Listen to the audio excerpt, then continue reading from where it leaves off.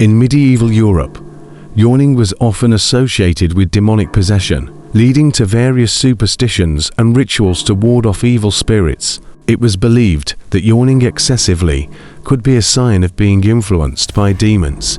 To counter this belief, people developed practices such as covering their mouths or saying "bless you" when someone yawned, in an attempt to expel any demons trying to escape. These rituals were deeply ingrained in medieval society and were seen as necessary precautions against supernatural threats. However, they also reflect the widespread fear and superstition prevalent during that time period. Despite the lack of scientific understanding, such practices persisted for centuries as a way to explain and cope with natural phenomena.